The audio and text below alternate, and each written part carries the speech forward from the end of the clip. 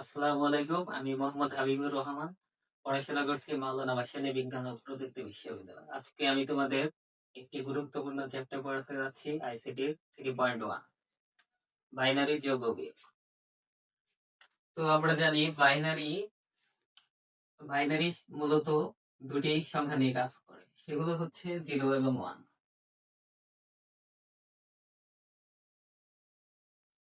আমরা জানি binary base হচ্ছে 2। বাইনারি বেস 2 হওয়ার কারণ হচ্ছে বাইনারি শুধু 0 এবং 1 নিয়ে কাজ করে। তো আজকে আমরা যেহেতু বাইনারি যোগ ও বিয়োগ শিখবো, তো আমাদের কিছু নিয়ম অবশ্যই অনুসরণ করতে হবে। তো বাইনারি যোগের ক্ষেত্রে আমাদের কিছু সিম্পল ম্যাথ করতে হবে, যেগুলো হচ্ছে আমরা ছোটবেলা থেকে করে আসছি। 0 প্লাস 0 হচ্ছে 0, এগুলো আমরা জানি। 0 প্লাস 1 1 হবে, 1 প্লাস 0 1। কিন্তু ব্যতিক্রম হচ্ছে যখন আমরা 1 প্লাস 1 করব, তখন আমরা জানি সিম্পল, যখন আমরা 1 প্লাস 1 যোগ করি তখন হয় 2।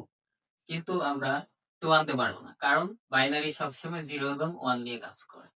তো তাহলে আমাদের কি করতে হবে? যেহেতু বাইনারির বেস হচ্ছে 2, তাহলে আমাদের এই নিয়মটা মাথায় রাখতে হবে। 1 মানে হচ্ছে বাইনারি ক্ষেত্রে 1, 2 হলে হবে 10, 3 হলে 11 হবে।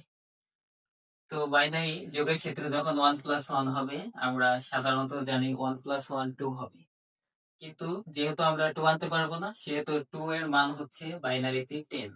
তো আমরা 10 থেকে 0 বসাবো এবং ক্যারি 1 অথবা হাতে 1 থাকবে। এরপর হচ্ছে যখন আমরা 3টে 1 কে যোগ করব, তখন বসবে 1 এবং হাতে থাকবে 1 অথবা ক্যারি 1 থাকবে। তো বিয়োগের ক্ষেত্রেও যোগের মতো কিছু নিয়ম মাথায় রাখতে হবে। যেমন 0 মাইনাস 0 হচ্ছে 0, 1 মাইনাস 0 সমান 1, 1 মাইনাস 1 সমান হচ্ছে 0। এগুলো হচ্ছে আমরা জানি। তো ব্যতিক্রম হচ্ছে যখন আমরা 0 থেকে 1 মাইনাস করতে দাও। তো আমরা জানি সাধারণত 0 থেকে 1 মাইনাস করা যায় না।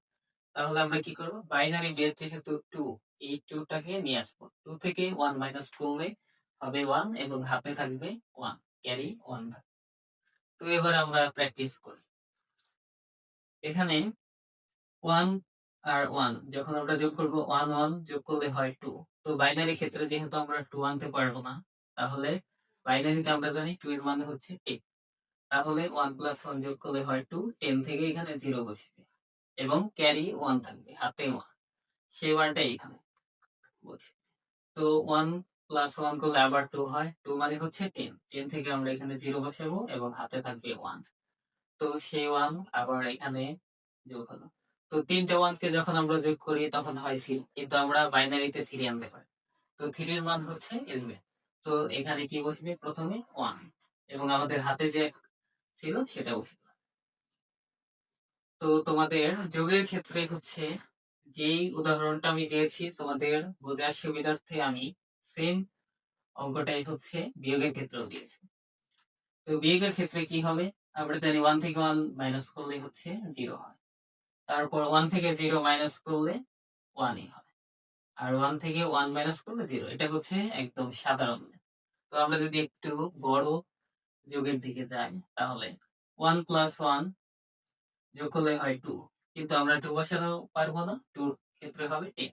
তখন 10 এ 0 বসবে আর হাতে থাকবে 1। তো 1 আর 1 যোগ করলে হয় 2, আবারও 10 হবে, 10 এর 0 বসাবো, হাতে রইল 1।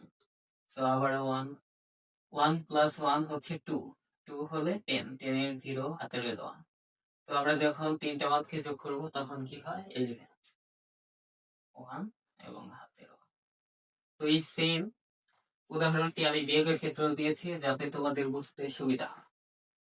তো 1 থেকে 1 মাইনাস করলে 0, 0 থেকে যেহেতু আমরা 1 মাইনাস করতে পারি না, এখানে কি বলা হয়েছিল? 0 থেকে 1 মাইনাস করা যায় না। তাহলে বাইনারি বেস 2 আছে, 2 থেকে 1 মাইনাস করতে হবে।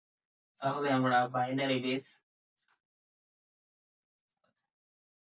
বেস থেকে 2 আনতে হবে। তো আমরা 2 থেকে যদি 1 মাইনাস করি হবে 1 আর হাতে রইল 1, সেই 1 টা এখানে। তো 1 থেকে 1 মাইনাস করলে কি হবে? 0।